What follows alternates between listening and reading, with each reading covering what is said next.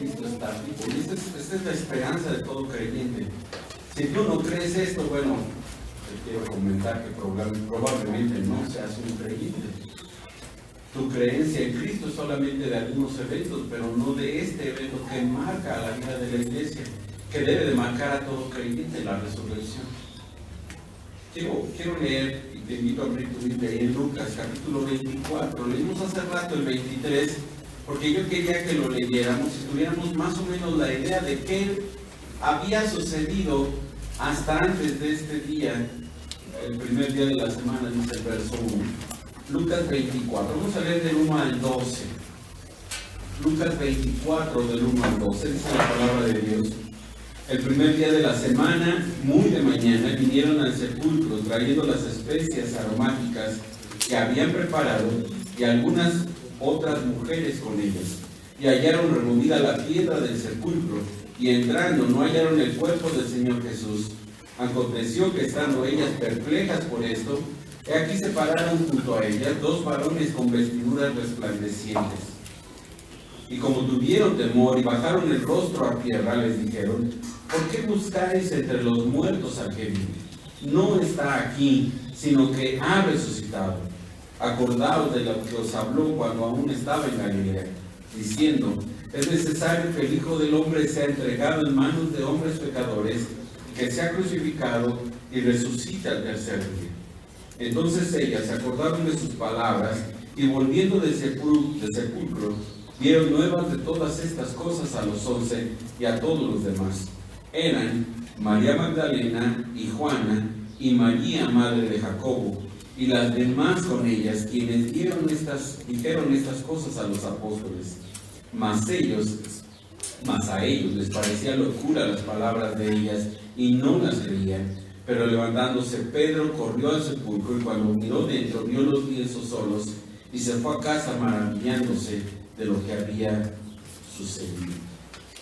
Vamos a ver hoy, y a casi todos les dieron una hojita, y si no te la dieron allá atrás. Vamos a ver hoy 4 evidencias de la resurrección de Jesús que nos motivan a creer en Él. 4 evidencias de la resurrección de Jesús que nos motivan a creer en Él. La primera evidencia, una tumba vacía.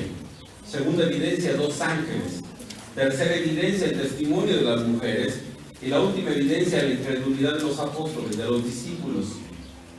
Lo voy a estar repitiendo, así que no te preocupes si no tomaste ahorita nota. Si Cristo no hubiera resucitado, dice Pablo ahí en 1 Corintios 15, vana sería nuestra fe, vana sería nuestra predicación, y estaríamos creyendo en un Dios muerto, como las demás religiones. Buda está muerto, Buda no volvió a la vida. Mahoma está muerto, no volvió a la vida. Y entonces estaríamos como ese tipo de religiones, creyendo en un Dios muerto. Sin embargo, Cristo resucitó, y su retorno, sin su retorno a la vida, la muerte de Cristo sería como la de cualquier otro mortal o fundador de iglesia, simplemente se murió y se acabó. Cierta vez un incrédulo, un no creyente, le dijo un pastor evangélico, que fundar una religión como el cristianismo era una cosa fácil. El pastor se volteó a este hombre y le contestó: sí, puede ser fácil. Lo único que se necesita es dejarse crucificar y resucitar al tercer día. Así de fácil es la formación de una religión como el cristianismo. En realidad, la resurrección es el acontecimiento más importante en la historia, no solamente en la historia del cristiano, sino en la historia de toda la humanidad. Es el evento más importante, es central en el plan redentor de Dios, es el evento más importante, es el evento que Satanás no tenía pensado que iba a suceder. Satanás dijo: crucificándolo acabo con él. Y él no supo que era la manera en que Dios había pensado para volver a su hijo a la vida. Los escritores de los evangelios relatan de manera distinta este tiempo, estos eventos de la resurrección.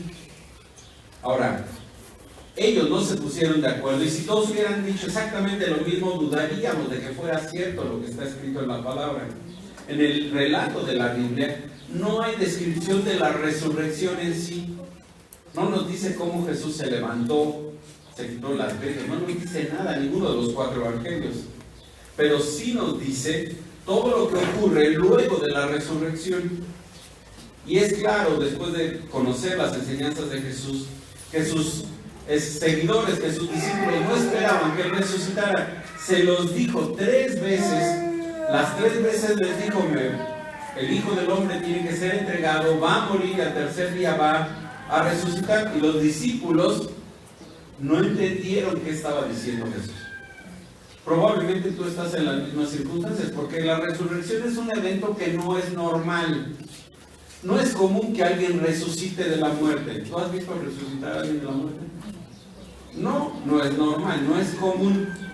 Hoy estaba viendo una película del santo contra la momia. El mismo santo dijo que los hombres no resucitan, que es imposible que un hombre pueda volver a la vida. El santo lo dijo. Se les mascaró de plata. La realidad es que la Biblia nos habla de que el Señor Jesucristo resucitó, y hay testigos y hay evidencias de ello. Lucas presenta en su evangelio la historia cronológica en orden perfecto de Jesús como el hombre perfecto. Lucas empieza desde el anuncio del nacimiento de Juan el Bautista, desde el capítulo 1, hasta la ascensión del Señor, aproximadamente del año 5 o 6 antes de Cristo hasta el año 30 o 32 después de Cristo. Y es detallada la manera en que Lucas escribe su evangelio. Te invito a que lo leas si no me crees. El tema de Jesús es mostrar, el tema de Lucas es mostrar a Jesús como el hombre perfecto, como el Salvador, pero el hombre perfecto. Su propósito es presentar a Jesús como ese hombre perfecto, como Salvador, pero también demostrar que la promesa de Dios de una nueva vida se extiende no solo a judíos, sino incluye también a gentiles. Y el fin de todo es la resurrección. Este es el capítulo clímax de los 4 evangelios, la resurrección. Lucas pasa menos tiempo en la crucifixión que los otros 3, pero Lucas pasa más tiempo en la resurrección que los otros 3. Nos da otros detalles que los otros evangelistas no nos dan. Lucas va a narrarnos una serie de encuentros directos con varias personas con Jesús resucitado. Y el resultado de esos encuentros siempre culmina, siempre resulta en un tema recurrente en Lucas, que es el gozo. La mayoría de los que se encuentran con Jesús al principio tienen miedo y terminan siendo llenos de gozo. Ahora, veamos entonces las 4 evidencias. ¿Cuáles son esas 4 evidencias? Vamos a la primera, una tumba vacía. La tumba vacía, esa es la primera evidencia. Versos del 1 al 3. Dice: el primer día de la semana, muy de mañana, vinieron al sepulcro trayendo las especies aromáticas que habían preparado y algunas mujeres con ellas. Tendríamos que leer un poquito antes para tener el contexto. Recuerda que los escritores bíblicos no pusieron ni capítulos ni versículos, todo era corrido. Te invito a capítulo 23, verso número 54. Era el día de la preparación y estaba para comenzar el día de reposo. Eso significa el viernes por la tarde. Y las mujeres que habían venido con Jesús desde Galilea siguieron también y vieron el sepulcro y cómo fue puesto su cuerpo. Y vueltas ellas, las mujeres, prepararon especias aromáticas y ungüentos y descansaron el día de reposo conforme al mandamiento. Para los judíos el día de reposo empezaba el viernes, aunque se celebraba en realidad el sábado. Empezaba el viernes a las 6 de la tarde y terminaba el sábado a las 6 de la tarde. Ese era el día de reposo, así empezaba el día de reposo para ellos. Entonces las mujeres vieron a Jesús crucificado el viernes. Él muere a las 3 de la tarde, ¿lo recuerdas? A la hora 9 muere, y antes de las 6 de la tarde ya lo habían puesto en una tumba al Señor. Las mujeres vieron dónde lo pusieron y las mujeres regresaron a donde estaban viviendo, prepararon todo, porque a las 6 de la tarde ya no podían hacer nada. ¿Por qué? Porque ese era el mandamiento, que ya no podían trabajar en nada. Entonces, de las 6 de la tarde del viernes hasta las 6 de la mañana del domingo, ellas estuvieron esperando el momento para ir a ver el cuerpo de Jesús a la tumba. Dice, el primer día de la semana. Los judíos no tenían nombre a los días como nosotros, ellos no le pusieron nombres a los días, tenían número los días. El último día de la semana siempre era el día de reposo. Entonces el primer día de la semana siempre era domingo. Entonces la fecha es un domingo. El sábado que nuestro Señor estuvo en la tumba es el último día oficial de reposo. Por eso nosotros no celebramos el día de reposo, sino celebramos la resurrección del Señor el domingo. Por eso no nos reunimos en sábado, porque ya no hay razón para reunirse el sábado. Cristo ya reposó, ese día su cuerpo estuvo en la tumba y es el último día de reposo. Colosenses 2, 16 y 17, si quieres tomar nota. Entonces, la iglesia, nosotros nos reunimos en honor y remembranza de la resurrección del Señor, pero no de su muerte ni el día que estuvo en la tumba. ¿Qué hicieron estas mujeres? Dice, vinieron al sepulcro, de donde estaban, ellas fueron al sepulcro. Ellas fueron las primeras en saber respecto a la resurrección. Ellas fueron las mujeres que habían seguido fieles a Jesús y fueron las primeras que escucharon esto. ¿Qué hicieron? Ellas llevaban, dice, trayendo las especies aromáticas que habían preparado. Desde el capítulo 23 ya Lucas nos había dicho que lo habían preparado desde antes del día de reposo. Estaban listas para ungir el cuerpo del Señor y prepararlo para que ahí estuviera en la tumba. El detalle es que ellas querían terminar de preparar el cuerpo. Ya José de Arimatea y Nicodemo habían hecho algo, pero no habían culminado. ¿Por qué? Porque ya venía el día de reposo y no podían ya hacer nada. Así que estas mujeres van al sepulcro con el propósito de ungir el cuerpo de Jesús con estas especias aromáticas y perfumes que habían preparado. Lucas dice que fueron muy de mañana, muy temprano. Bueno, Mateo dice al amanecer, Mateo 28:1. Marcos dice que ellas fueron ya salido el sol. Y ahí algunos ven que está mal la Biblia, porque o es muy de mañana o ya salió el sol, o es al amanecer. En realidad, lo que dice es que están señalando la misma hora del día, muy de mañana, cuando empezaba a amanecer, porque el sol acababa de salir. Es difícil de entenderlo. O no, ya unido así se ve más bonito, ¿no?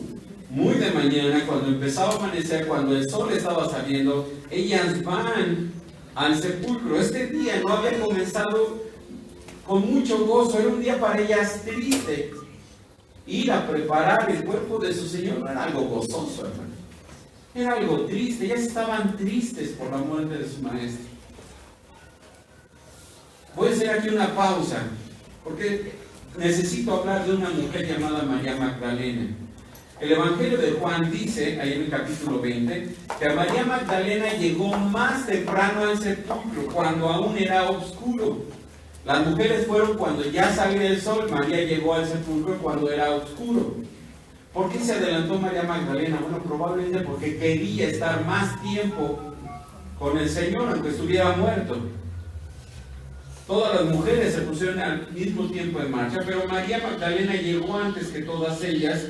Y dice Juan que ella vio la piedra removida y supuso lo peor. Ella supuso que ya se habían robado el cuerpo del Señor.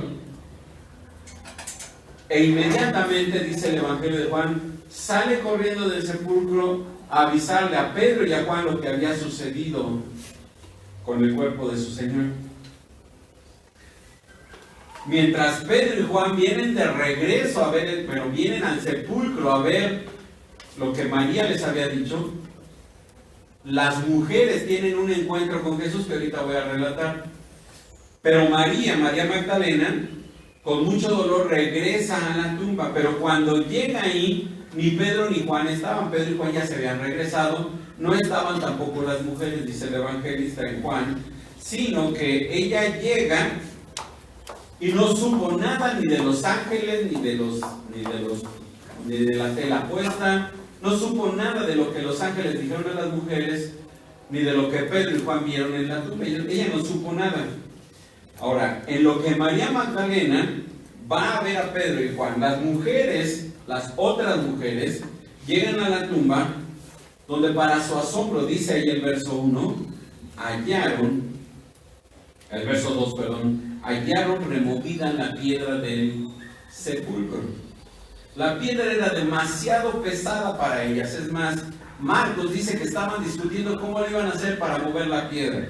Algunos comentaristas, algunos eruditos creen que la roca que tapaba la piedra, que tapaba el sepulcro, pesaba cerca de 1 tonelada y se habría necesitado tal vez 20 hombres para moverla. Pues algunas mujeres no hubieran podido con ella. Estas piedras eran de forma circular, todos nos imaginamos cómo, y las hacían rodar por una ranura para tapar la entrada y evitar que se robaran los cuerpos de los hombres. Ahora, las mujeres no sabían que los judíos habían pedido a Pilato pusiera una guardia romana en la tumba. ¿Por qué? Porque eso sucedió el sábado, según Mateo 27, el día del reposo. Entonces ellas no se enteraron que había una guardia romana. Pero sabemos por Mateo que esta guardia, cuando vino el terremoto y aparecieron los ángeles, ellos quedaron inconscientes. Y cuando vuelven en sí los soldados romanos, simplemente salen huyendo e informan a los líderes judíos, quienes empezaron a buscar la manera de cubrir el asunto de que Jesús había resucitado. Sin la piedra ni los guardias allí en la tumba, las mujeres entraron al sepulcro. Ve el verso número 3. Y entrando, no hallaron el cuerpo del Señor Jesús. Ya no estaba la piedra, cosa que les extrañó, pero lo siguiente que les extrañó es que cuando entraron al sepulcro no encontraron el cuerpo. El sepulcro vacío es una evidencia importante de la resurrección, junto con la cruz y junto con el velo del templo rasgado, son evidencias de que Cristo es Dios.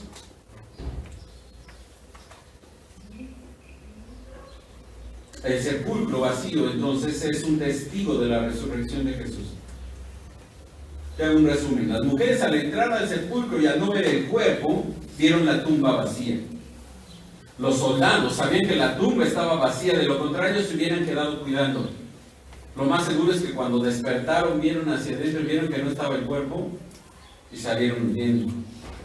Los líderes judíos también sabían que la tumba estaba vacía. De lo contrario, no habían inventado una historia de que los discípulos fueron y robaron el cuerpo del Señor para explicar la tumba vacía.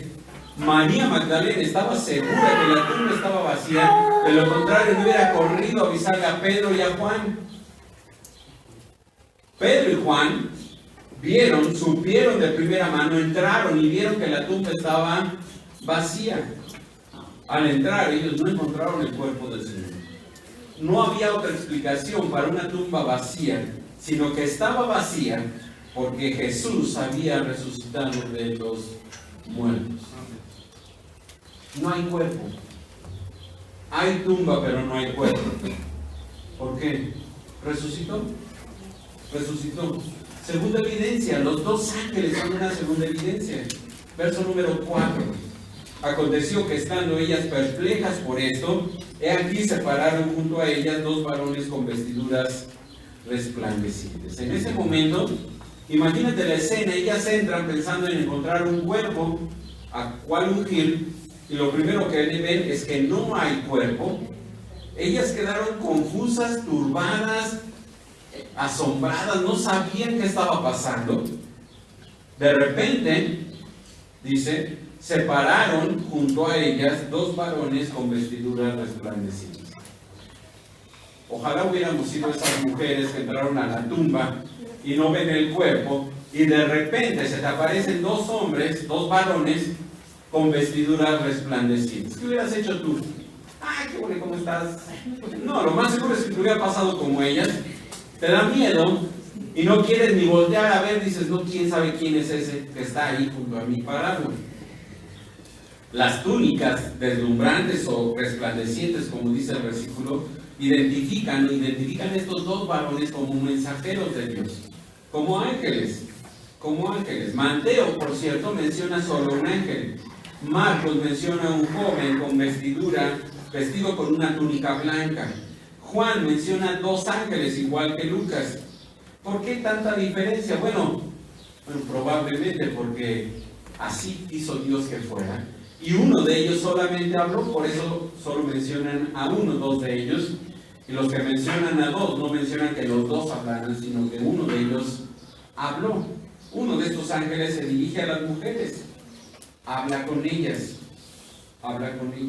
Ahora, los ángeles juegan un papel muy importante en la narración de Lucas.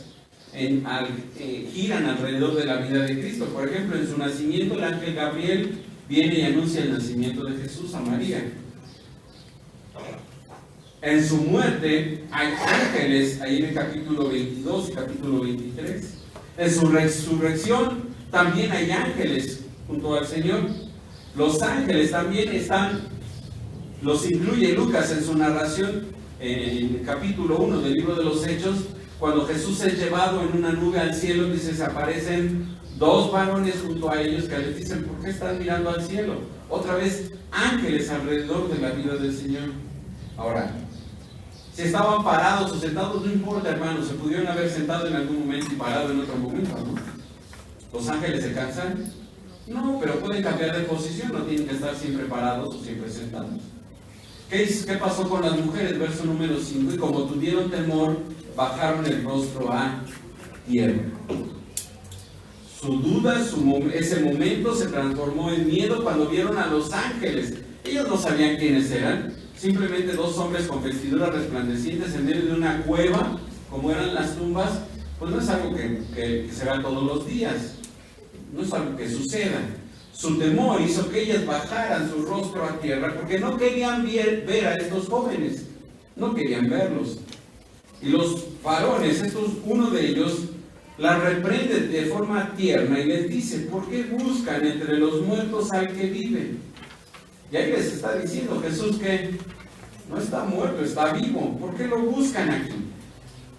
¿No es incongruente buscar a aquel que es la resurrección y la vida, según Juan 11:25? ¿No es incongruente buscar a aquel que se enseñorea sobre la muerte, Romanos 6:9? ¿No es incongruente buscar a aquel que estuvo muerto pero que vive, según Apocalipsis 1:18? Ellas sabían que Jesús era la resurrección, sí, porque Marta y María, la de Betania, las 2 sabían que Jesús era la resurrección y confiaban y sabían que iba a resucitar a su hermano Lázaro. Pero ellos se olvidaron de todo esto, lo mismo que los apóstoles, por cierto. Los ángeles les dijeron, no está aquí, sino que ha resucitado. Literalmente, ha sido resucitado. Esto significa que este verbo en griego está en voz pasiva. Les voy a estar diciendo mucho de estas cosas.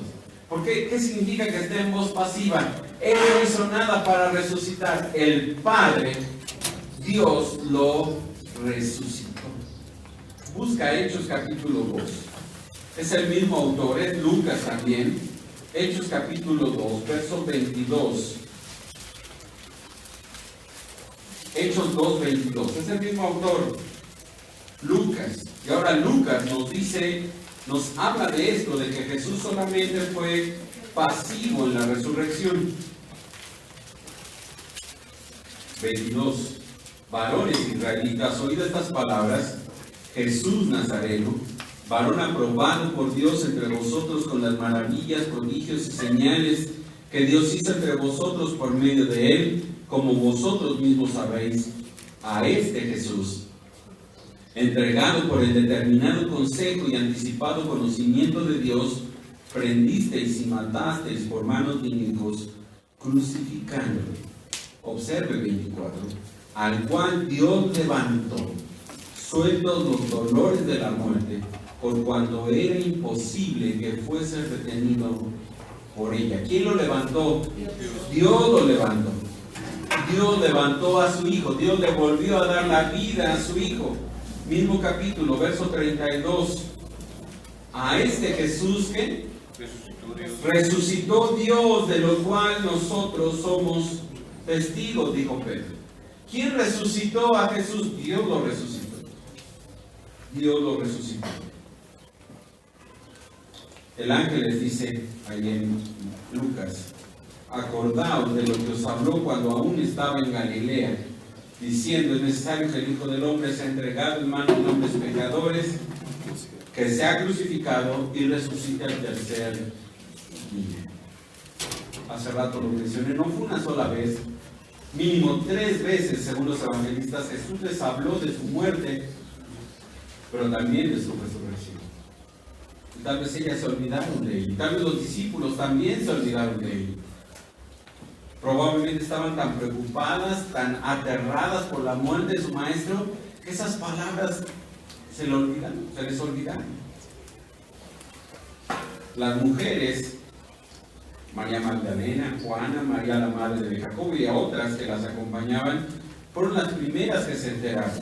Y fue nada menos que la declaración de los ángeles lo que les explicó lo que había sucedido con el Señor. Jesús había profetizado su resurrección y las mujeres debieron haber estado esperando que Jesús resucitara, lo mismo que los discípulos. Sin embargo, son los ángeles los que les recuerdan esta profecía de Jesucristo sobre Él mismo respecto a su resurrección. 2 ángeles también son una evidencia de que Jesús resucitó. Tercera evidencia, el testimonio de las mujeres. El testimonio de las mujeres, versos 8 al 10. Entonces ellas, las mujeres, se acordaron de sus palabras y volviendo del sepulcro, dieron nuevas de todas estas cosas a los 11 y a todos los demás. Después de que los ángeles hablan con ellas, las mujeres se acordaron de las palabras de Jesús referentes a la resurrección. Por lo que ellas, dice, volvieron del sepulcro, salieron de ahí para dar las buenas nuevas a los apóstoles, a los discípulos. Dice a los 11, ¿por qué los 11? Bueno, para este momento, Judas ya se había matado, ya se había ahorcado, ya había caído, Judas ya había muerto. Y todos los demás, ¿quiénes son esos todos los demás? Bueno, según Hechos capítulo 1, 120 hombres y mujeres estaban reunidos en el aposento alto cuando viene el Espíritu Santo. Entonces, no solamente estaban, esta noticia de la resurrección la reciben los 11, sino otros hombres que están junto con ellos. Y en lo que ellas iban a hablar a Pedro y a Juan, Pedro y Juan iban corriendo a la tumba, ya lo mencioné hace un rato, para investigar lo que María Magdalena les había dicho sobre que el cuerpo de Jesús había sido robado por ladrones de tumbas. Ahora, algo que me parece muy interesante que quiero comentarlo, no lo traigo en escrito. En el tiempo de Jesús, los que eran muertos en una cruz no eran enterrados ni sepultados. Eran arrojados los cuerpos a pozos de agua. A pozos de agua. ¿Por qué? Porque nadie los iba a ir a reclamar. Pero en cambio el cuerpo de nuestro Señor fue reclamado por José de Arimatea a Pilato. Pilato se lo da y José y Nicodemo lo ponen en una tumba. Ahora, las mujeres son las primeras en ver esto, y a las mujeres es a las que Jesús les da la oportunidad de conocer de primera mano de Él que Él había resucitado. En este tiempo en el que el resto de las mujeres volvió a los discípulos, ellas a los discípulos confirmaron el dicho de María Magdalena. Ellas informaron algo más que María Magdalena no vio. María Magdalena lo único que vio es que no había cuerpo, pero ellas les hablaron de los vendajes puestos en la cabecera y de los 2 ángeles que se pararon junto a ellas. Ellas dijeron un poquito más que María Magdalena. Por cierto, si hubieran sido ladrones de tumbas, no hubieran acomodado las vendas allá en la cabecera. Entonces, lo más seguro es que se lo hubieran llevado con todo en vendas, si es que lo hubieran robado. Y además, le informaron a los 11 las mujeres, a los 9, porque Pedro y Juan no estaban, le informaron a los 9 sobre las palabras de los ángeles de que Jesús había resucitado, y eso era algo que Jesús a ellos ya les había dicho. Además, relataron su encuentro directo con Jesús resucitado. Vayan a Mateo 28.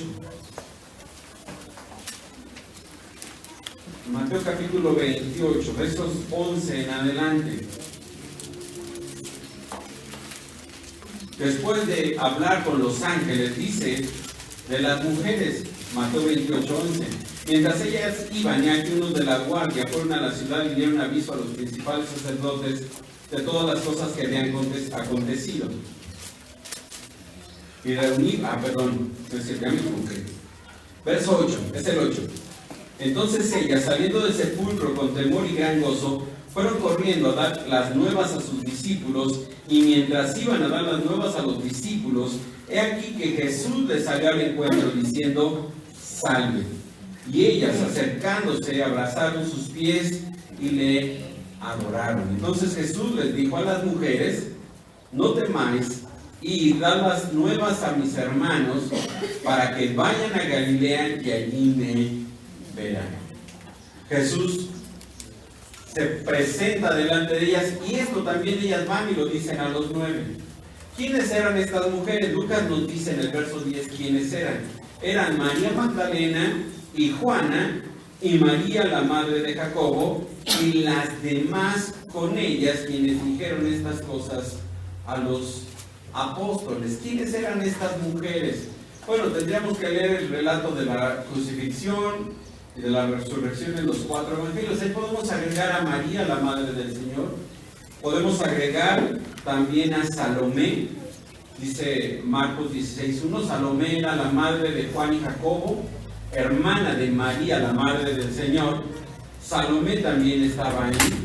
Todas ellas son testigos no solo de la resurrección, son testigos de la crucifixión, son testigos de que el cuerpo fue puesto en la tumba, y son testigos de que Jesús resucitó. De todo eso son testigos las mujeres. La que no estuvo con ellas cuando ellas van de regreso a los discípulos es María Magdalena.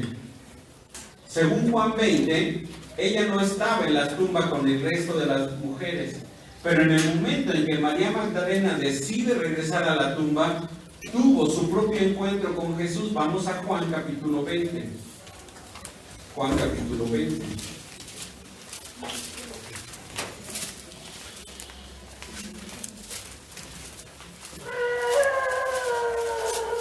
Los 2 ángeles, dice el verso 12, y vio a 2 ángeles con vestiduras blancas que estaban sentados, el uno a la cabecera y el otro a 2 pies, donde había sido puesto el cuerpo de Jesús. Y les dijeron: mujer, ¿por qué lloras?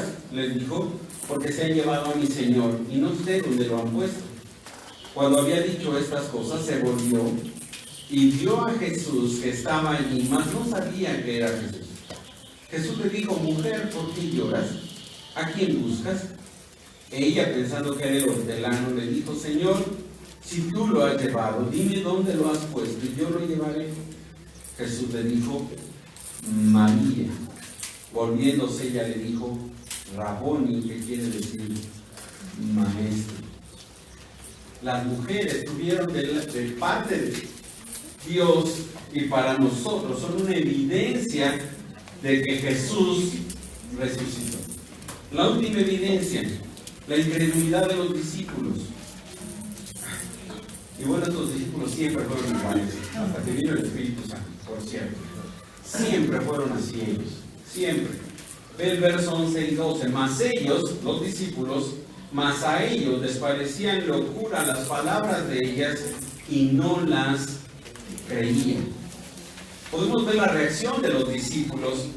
Desde que Jesús fue arrestado, ellos salieron huyendo, lo dejaron solo, excepto Juan. Juan sí estuvo al pie de la cruz, pero los otros 10 hermanos ni se pararon por ahí cerca. Pedro intentó hacer algo cuando fue arrestado el Señor y después de negarle salió también huyendo. Su reacción fue esconderse por miedo. Estaban tristes, desconsolados,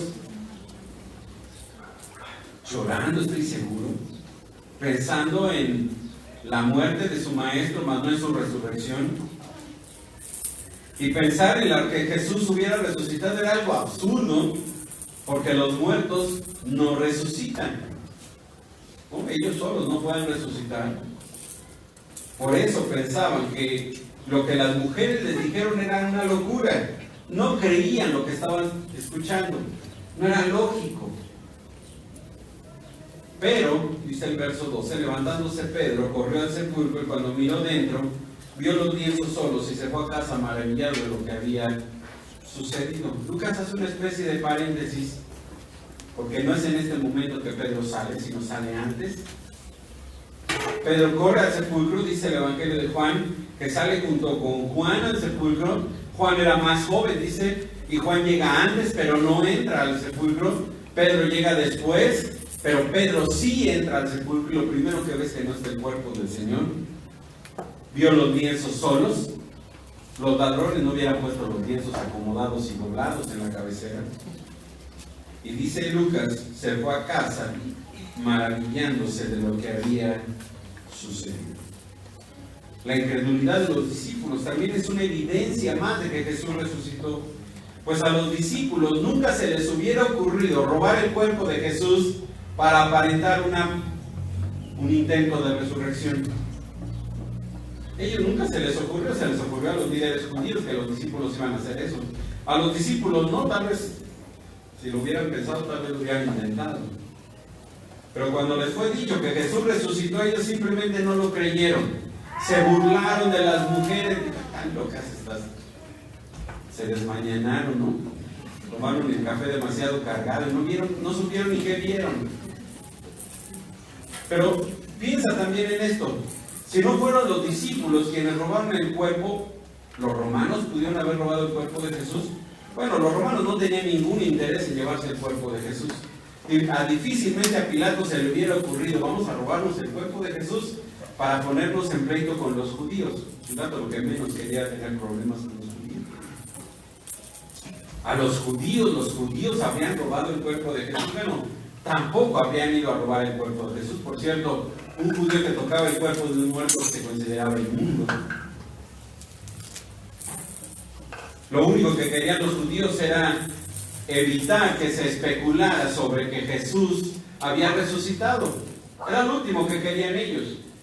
Los ladrones, vamos a suponer que los ladrones sí se llevaron el cuerpo de Jesús. Bueno, los ladrones no hubieran desenvuelto el cuerpo, no hubieran doblado las telas, no las hubieran acomodado en la cabecera, se lo hubieran llevado todo, absolutamente todo, no hubieran dejado absolutamente nada. Mucho menos habían intentado irrumpir en una tumba custodiada por una guardia romana con el sello de Pilato en la puerta, bueno, en la piedra. No lo hubieran intentado siquiera, ni hubieran podido, no hubieran podido hacerlo. Esto significa que Jesús resucitó y numerosas apariciones de Jesús después de su resurrección proporcionan la prueba más convincente de que Jesús resucitó. 1 Corintios 15, 3 al 8. Búscalo. Quiero decir que no, pero sí búscalo, porque vale la pena tener ese versículo de primera mano en la Biblia. 1 Corintios 15, verso número 3. Pablo hablando acerca de la resurrección, de la importancia de la resurrección para los creyentes. 1 Corintios 15, 3. ¿Lo tienes? Porque primeramente os he enseñado lo que asimismo recibí. ¿Qué recibió Pablo? Que Cristo murió por nuestros pecados conforme a las Escrituras, que fue sepultado y que resucitó al tercer día conforme a las Escrituras, y que apareció a Cefas, Pedro, y después a los 12. Después apareció a más de 500 hermanos a la vez, de los cuales muchos viven aún y otros ya duermen. Después apareció a Jacobo, el medio hermano del Señor, Santiago, tenemos una carta de él. Después apareció a Jacobo, después a todos los apóstoles, y al último de todos, dice Pablo, como un abortivo me apareció a mí, porque soy el más pequeño de los apóstoles, que no soy digno de ser llamado apóstol porque perseguía la iglesia de Dios. También tenemos la aparición de María Magdalena, que ya leímos, la aparición de Jesús a los dos discípulos que van en camino a Emaús, ahí en Lucas 24, 13 en adelante. Por cierto, uno de ellos se llamaba Cleofas. Ahí tenemos el nombre de otro discípulo de Jesús que no era de los 12. Ahí está, Cleofas. 7 apóstoles en las playas del mar de Galilea, según Juan 21. Jesús se apareció y no había dudas de que era Él. Los discípulos no se podían confundir, hermanos. Por cierto, se apareció en cuerpo. Les dijo a los discípulos, metan sus dedos en mis manos, en mis pies, en el costado. Aquí estoy, tengo carne, tóquenme. Incluso cuando se les aparece en el mar de Galilea, les pide de comer. Y en el aposento alto les pide de comer. Un espíritu, un fantasma no come. No puede comer. Jesús comió. ¿Por qué? Porque tenía un cuerpo glorificado, resucitado, perfecto, que ya no va a pudrirse, que ya no va a envejecer, que ya no va a sufrir enfermedad, que ya no va a sufrir dolor. Ese es el cuerpo del Señor Jesús.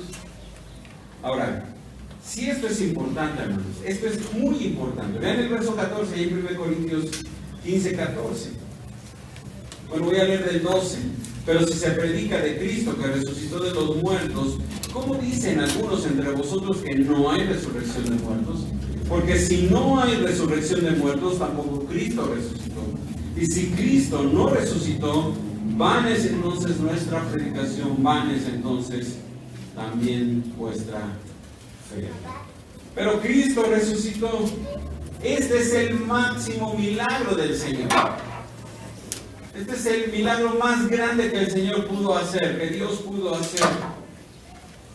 Este milagro corrobora su vida, corrobora todo lo que dijo acerca de sí mismo respecto a lo que Él era. Él dijo que Él era Dios, que Él era el camino, la verdad y la vida. Si Él hubiera muerto, no hubiera podido corroborar nada de Él, absolutamente nada. Ahora, si tú dudas que Jesús resucitó, tengo unas palabras para ti.